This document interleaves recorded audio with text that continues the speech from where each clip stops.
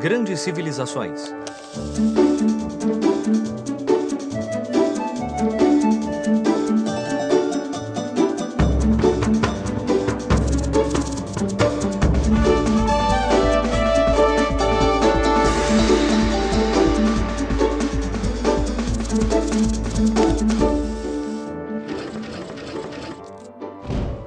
O Império Azteca, primeira parte.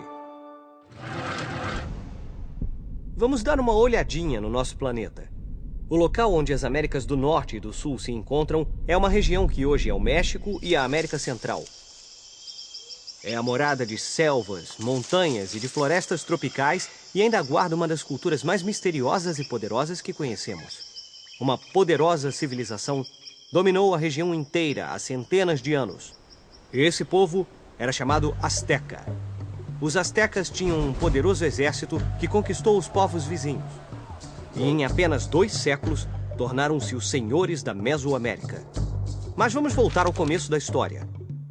Há uma época em que civilizações mais antigas viveram nessa parte do mundo, deixando-nos arte e templos magníficos.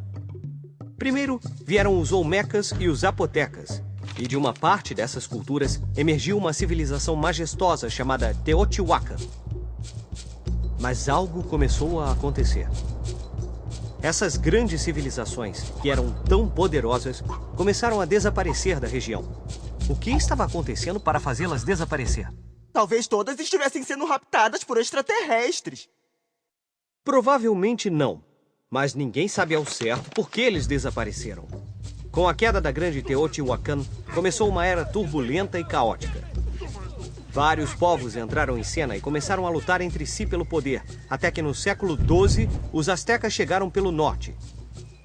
Os astecas conseguiram dominar todos os povos vizinhos e logo passaram a governar toda a região. Tenochtitlan. Os astecas eram grandes guerreiros. E não só conquistaram os povos vizinhos, como os trouxeram para o Império.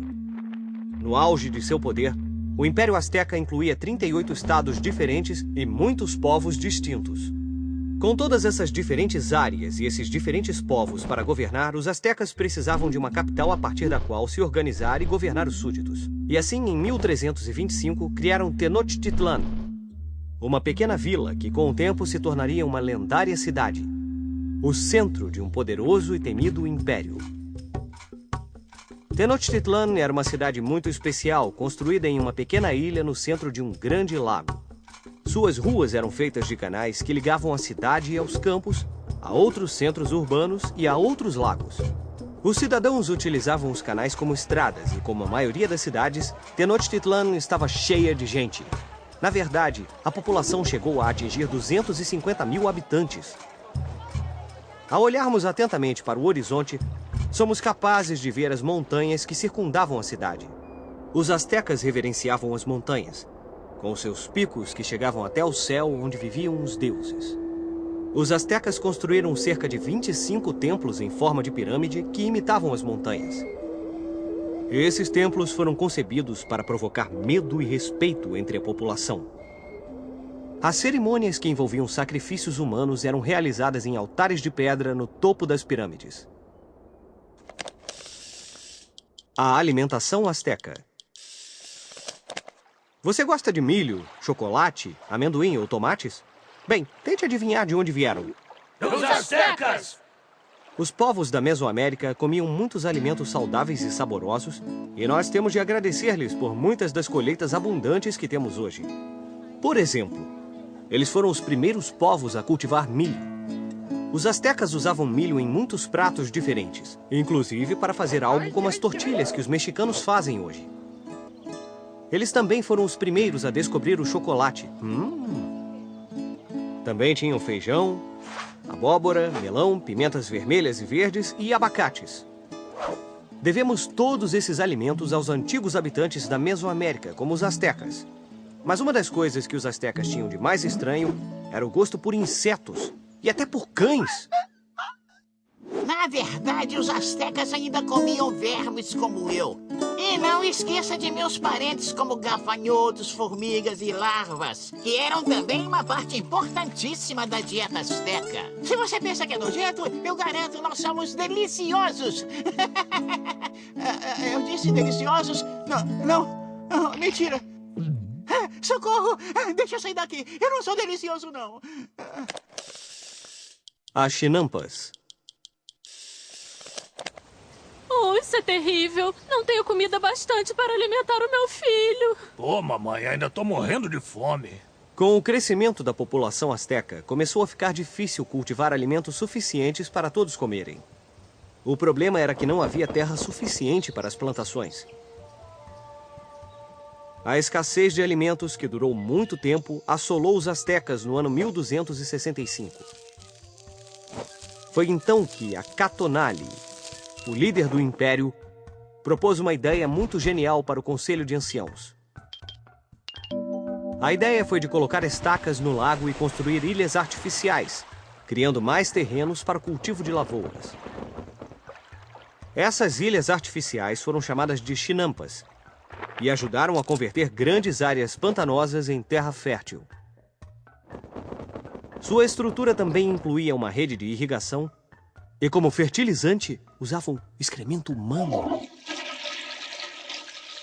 Essas chinampas funcionaram tão bem que uma família poderia cultivar o dobro da quantidade de alimento de que precisava para si, e a comida extra poderia ser usada para alimentar o império. A vida como guerreiros. Os astecas estavam quase sempre em guerra. Um dos objetivos de entrar em guerra era o de capturar guerreiros de tribos inimigas para sacrifícios humanos. Eles acreditavam que quanto mais feroz o guerreiro capturado, mais satisfeitos os deuses ficariam. Os astecas iam à guerra usando máscaras elaboradas e figurinos que representam os deuses e os animais, o que os fazia parecer criaturas assustadoras quando guerreavam. Os astecas sabiam que o medo era uma ótima maneira de ganhar uma guerra.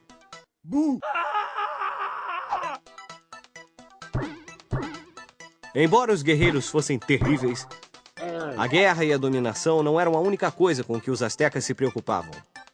Eles também eram muito interessados no comércio, e por isso estabeleceram fortes relações comerciais com os povos vizinhos. Muitos bens e artesanatos produzidos pelos astecas eram vendidos em outras cidades. Os comerciantes astecas eram muito ocupados viajando, comprando e vendendo mercadorias. Havia também um outro benefício. Os comerciantes, em suas viagens, também podiam ouvir fofocas e descobrir o que estava acontecendo em todo o império. Assim, os comerciantes tinham uma função secreta. Eles agiam como espiões para o governante asteca. Vamos usar nossa bússola do tempo para descobrir mais sobre outras invenções que melhoraram a agricultura. Quando a última era glacial terminou, aproximadamente há 10 mil anos, as poucas pessoas que tinham sobrevivido à Era Terrível começaram a vagar de um lugar a outro em busca de comida e abrigo.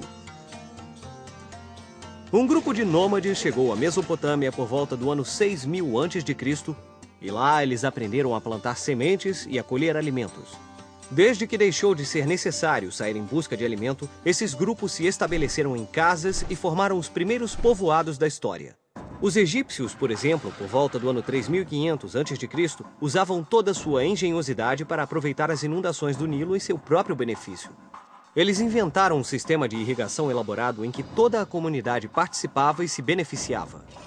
Isso deu origem a trabalhos como o do agrimensor, que eram como os engenheiros modernos. Os agrimensores mediam e planejavam como construir os canais de irrigação. Por volta do ano 300 a.C., os romanos aperfeiçoaram um método para transportar água das nascentes das montanhas para os campos e centros urbanos. Os famosos aquedutos romanos foram construídos com muita precisão. A água era retirada de uma fonte principal e transportada por muitos quilômetros ao longo dos canais. Eram construídos acima e abaixo do solo e tinham um declive muito suave que garantia o fluxo correto de água.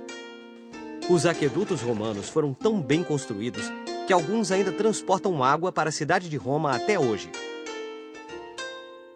No próximo episódio, o Império Azteca, segunda parte... Os aztecas acreditavam que um dia o mundo iria acabar violentamente e que todas as pessoas morreriam de forma dramática.